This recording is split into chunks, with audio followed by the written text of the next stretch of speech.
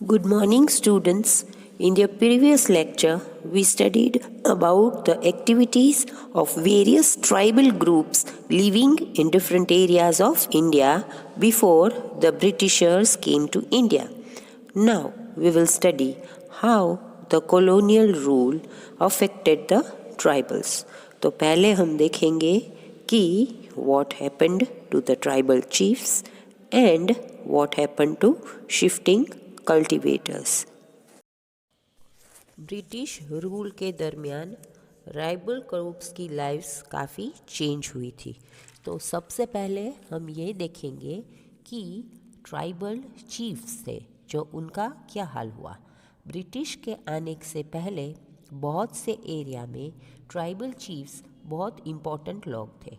उन लोगों के पास certain amount of economic power था, यानी कि दूसरे लोगों के कंपैरिजन में वो लोग काफ़ी रिच थे। साथ ही उनके पास अपनी टेरिटरी को एडमिनिस्टर करने और कंट्रोल करने के राइट्स भी थे। कुछ प्लेसेस पे उनके पास अपनी खुद की पुलिस भी थी और वो लैंड और फॉरेस्ट मैनेजमेंट के लोकल रूल्स डिसाइड करते थे।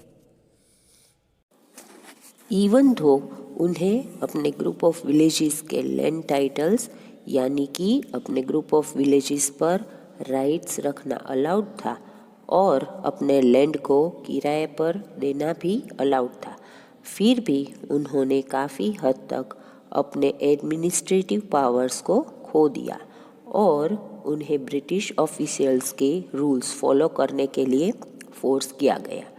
उन्हें ब्रिटिश को ट्रिब्यूट भी पे करना पड़ता था और साथ में ब्रिटिश के बिहाफ पे ट्राइबल ग्रुप्स को डिसिप्लिन करना पड़ता था।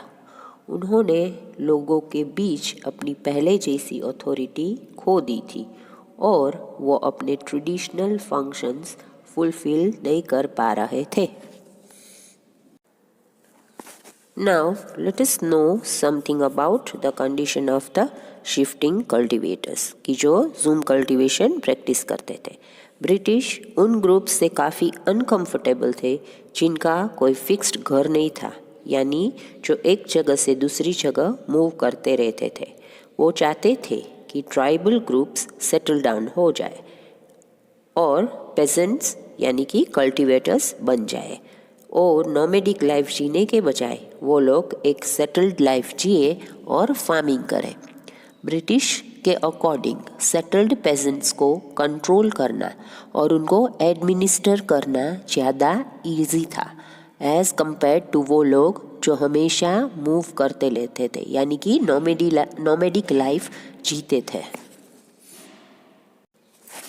ब्रिटिश को स्टेट के लिए एक रेगुलर रेवेन्यू सोर्स यानी कि रेगुलर सोर्स ऑफ इनकम भी चाहिए था।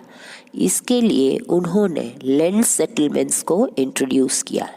लैंड सेटलमेंट्स में ब्रिटिश ने लैंड को मेजर किया, फिर हर इंडिविजुअल को उस लैंड पर मिलने वाले राइट्स को डिफाइन कर दिया और फिर स्टेट के लिए लैंड रेवेन्यू डिमांड को फिक्स किया, यानी कि उस लैंड से स्टेट को कितना रेवेन्यू पे किया जाएगा, कितना रेवेन्यू उस स्टेट को पे करना होगा, ये सब फिक्स किया।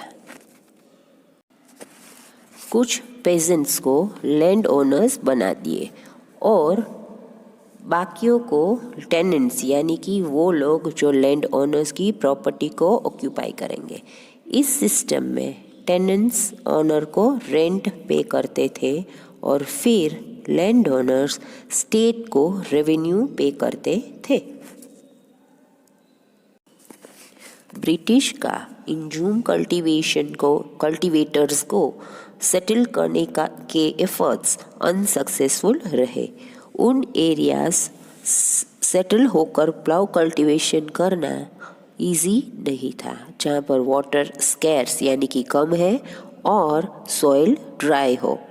इनफैक्ट जूम कल्टीवेटर्स जिन्होंने प्लाउ कल्टीवेशन करना शुरू कर दिया था वो सफ़र करते थे क्योंकि उनकी लैंड अच्छे से यील्ड यानी क्रॉप प्रोड्यूस नहीं करती थी क्योंकि वो उसमें पानी कम था। इसकी वजह से नॉर्थ ईस्ट इंडिया के जूम कल्टीवेटर्स ने इंसिस्ट किया कि वो अपने ही ट्रेडिशनल प्रैक्टिस को कंटिन्यू करेंगे। वाइड स्प्रेड प्रोटेस्ट्स के बाद ब्रिटिश को फाइनली उन्हें फॉरेस्ट के कुछ पार्ट्स में शिफ्टिंग कल्टीवेशन करने के लिए अलाउ करना पड़ा। Now we will see something about the changes in the forest laws. हमने आगे देखा कि ट्राइबल ग्रुप्स को लाइव्स फॉरेस्ट से डायरेक्टली कनेक्टेड थी क्योंकि उन लोगों को फॉरेस्ट से ही सारी चीज़ें मिलती थी जिससे वो अपनी लाइफ जीते थे। फॉरेस्ट लॉज में चेंजेस से ट्राइबल लाइफ में काफ़ी गहरा असर हुआ था। ब्रिटिश ने अपना कंट्रोल फॉरेस्ट पर एक्सटेंड कर दिया और कुछ फॉरेस्ट को स्टेट प्रॉपर्टी डिक्लेयर कर दिया। कुछ फॉरेस्ट को रिजर्व फॉरेस्ट क्लासिफाई कर दिए गए। फॉरेस्ट्स में ट्राइबल लोगों को फ्रीली यानी कि बिना रेस्ट्रिक्शन से घूमना अब अलाउड नहीं था। साथ ही उनको इस फॉरेस्ट में जूम कल्टीवेशन प्रैक्टिस करना, फ्रूट्स कलेक्ट करना या तो एनिमल्स को हंट करना भी अलाउड नहीं था। कई एरियाज में ट्राइबल ग्रुप्स को फॉरेस्ट में रहना भी अलाउ नहीं किया गया। इन सब कंडीशंस की वजह से the tribals were forced to shift to other villages in search of their livelihood. Often for their own conveniences, the colonial rulers यानी कि Britishers, they allowed the tribals to stay in the forest and used them as cheap labor. Britishers के द्वारा किए गए ये forest laws के changes से tribal groups की लाइफस्टाइल पर काफ़ी असर हुआ।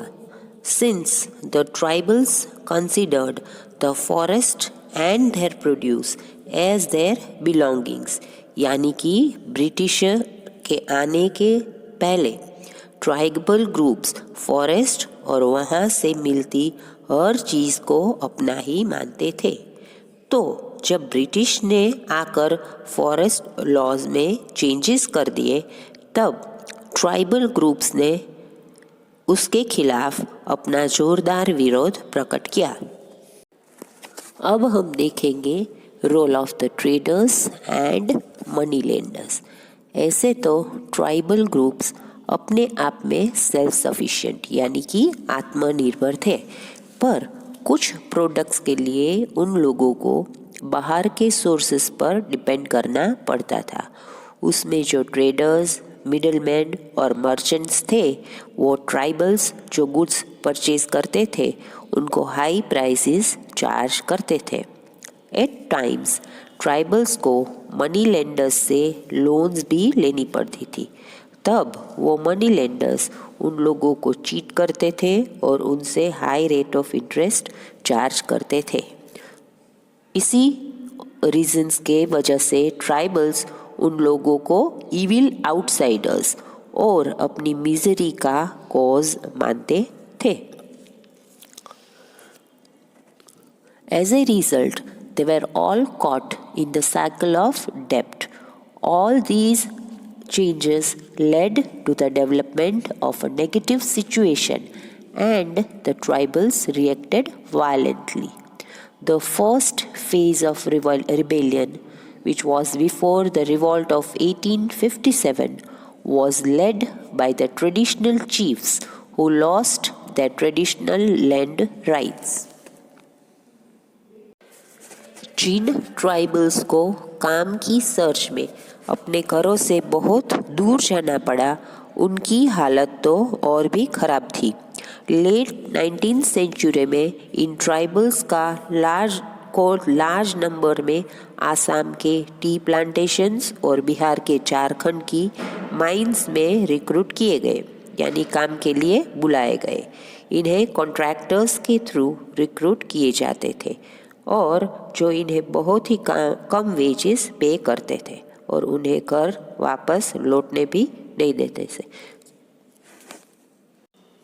After discussing about how the British rule affected the tribals, let us study about the tribal revolts. पूरे 19th और 20th सेंचुरी में इंडिया के अलग अलग पार्ट्स में ट्राइबल ग्रुप्स ने रिवेल किया, यानी ये रिवॉल्ट्स इसलिए हुए क्योंकि रूल्स चेंज हो गए थे। ट्राइबल्स ग्रुप्स की प्रैक्टिसेस पर कई रिस्ट्रिक्शंस लगा दिए गए थे। उन लोगों को नए नए टैक्सेस भी पे करने पड़ते थे और साथ ही ट्रेडर्स और मनी लेंडर्स भी उनका एक्सप्लॉयटेशन करते थे। तो all these factors led to different revolts in different areas. The most notable tribal revolts were of the Mundas in Bihar, the Gonds in Orissa and Khasis in Meghalaya, the Bhils in Maharashtra and Madhya Pradesh, and the Santhals in Bengal and Bihar. Besides, there were Coal Rebellion in 1831-32, the Bastar Rebellion in 1910, and the Worli Revolt of 1940. Now, let us see about one of the most powerful tribal revolts of the late 19th century, that is the Munda Rebellion, which was led by Birsa Munda. Birsa 1970s में born हुए थे। वो एक poor family को belong करते थे। Poverty की वजह से बिरसा के फादर काम की सर्च करने के लिए एक जगह से दूसरी जगह घूमना पड़ता था। ये सब देखकर बिरसा अपनी अर्ली एज से ही अपने लोगों का ब्रिटिशर्स द्वारा किए गए एक्सप्लॉयटेशन को देखकर काफ़ी सेंसिटिव हो गए। He was also against the system of forced labor. 1895 में बिरसा ने अपने फॉलोअर्स को कहा कि वो अपने गोल्डन पास्ट को रिकवर करें। बिरसा ने पास्ट में जो उसकी गोल्डन एज थी उसके बारे में लोगों को बात की, जब मुंडास एक अच्छी लाइफ जीते थे। Birsa wanted to reform, means to change the tribal society and recover its glorious past. So he urged his tribe members to give up drinking liquor, practicing animal sacrifices and other evils like witchcraft, and lead an honest life.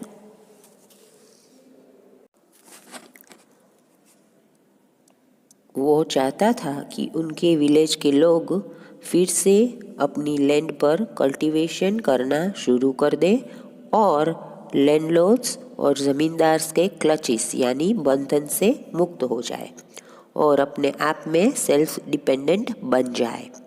British के जो land policies थी वो tribals की traditional land system को destroy कर देती थी। बिरसा उन क्रिश्चियन मिशनरीज से नाराज़ थे जो उनको ट्रेडिशनल लाइफस्टाइल को क्रिटिसाइज करते थे। The main rebellion broke out in the south of Ranchi. It was known as Ulgulan or the Great Tumult. It aimed at driving out the British and establishing the Birsa Raj. The Chota Nagpur Tenancy Act of 1908 was passed after the Munda Rebellion. According to this act, bet begari, that is forced labor, was considered a crime and it was banned, यानी कि stop कर दिया गया. Many smaller movements in this region were inspired by the Munda Rebellion, but they were suppressed by the British.